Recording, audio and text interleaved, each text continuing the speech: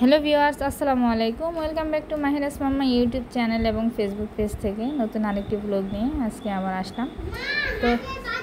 তো এটা হচ্ছে গতকাল বিকেলের ভিডিও। মেজো মামা আসবে, তো আম্মা বলতেছিল ও আসবে, কিছু তৈরি করো। তো ভাবলাম যে মুরগির যেহেতু মাংস আছে, তো মুরগির মাংসটা কিমা করে রেখে দিয়েছিলাম দুপুরবেলা, যে বিকালে কিছু একটা তৈরি করে দিব।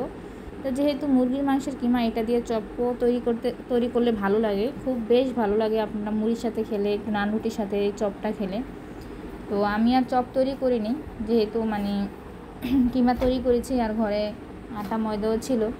তো আমি এটা যে দেখেন কি তৈরি করেছি, দেখেই বুঝতে পারছেন যে কি তৈরি করেছি। হ্যাঁ, মোমোস তৈরি করার চেষ্টা করেছি, যদিও আমার শেপগুলো সুন্দর হয়নি, তারপরে আমি অনেকটা চেষ্টা করেছি সুন্দর করার, কারণ আমার মোমোজের শেপগুলো অত বেশি ভালো হয় না। আসলে যে কোনো কাজ আপনি যত বেশি প্র্যাকটিস করবেন তত বেশি ভালো হবে। তো আমার অত বেশি প্র্যাকটিসও হয় না, এই জন্য ভালো হয় না। তো আজকে দুপুরে কি রান্না বান্না করব, মেয়ে আবদার করতেছিল যে মা শাক এনে দাও, শাক দিয়ে আমি ভাত খাবো। মেয়েটা অনেক দিন ধরে কোনো খাওয়া দাওয়া করে না। তো এখানে আমি শাক কেটে পরিষ্কার পরিচ্ছন্ন করে নিচ্ছিলাম আর এখানে ধুয়ে নিচ্ছিলাম। তো অনেক আপুদেরকে জিজ্ঞাসা পোস্ট দেওয়া হয়েছিল যে কী দিয়ে রান্না করবো। অনেক আপুরা খুব সুন্দর সুন্দর কমেন্ট করেছেন, কেউ লাউ চিংড়ি মাছ দিয়ে বলেছেন, কেউ রুই মাছের মাথা। তো যারা কমেন্ট করেছেন তাদেরকে অসংখ্য ধন্যবাদ। আমি মনে করি আপনারাই আমার শুভাকাঙ্ক্ষী, আপনারাই আমার ভিডিওগুলো দেখেন, আর আপনাদের কারণেই আসলে পেজ খুলে আনন্দ পাই, একটা কাজ করে আনন্দ পাই।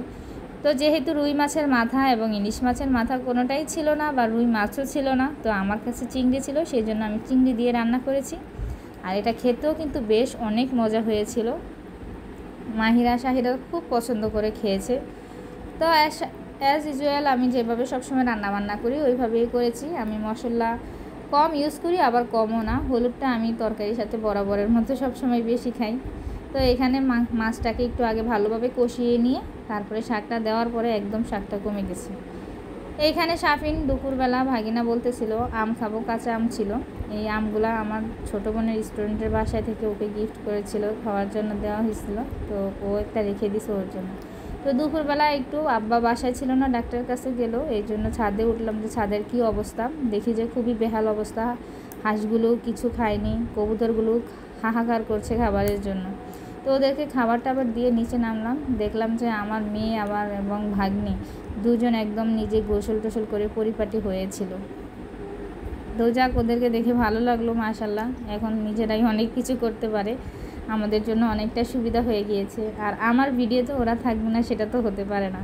তো এই যে দেখেন, ওদেরকে ভিডিও করতে করতে আমার রান্না বান্নাও শেষ কমপ্লিট হয়ে গিয়েছে। আজকে অত বেশি রান্না হয়নি, এই একটা জিনিসে রান্না করেছি, ডাল রান্না করেছি, যেহেতু আমার বাসায় ছিল না। তো যারা আমার ভিডিও দেখেন তাদেরকে অসংখ্য ধন্যবাদ, যারা ফলো দিয়েছেন তাদেরকেও অসংখ্য ধন্যবাদ। সবাই ভালো থাকবেন, সুস্থ থাকবেন। আজকে এ পর্যন্তই, আল্লাহ হাফেজ। আর যারা ফলো দেননি তারা ফলো দিবেন প্লিজ।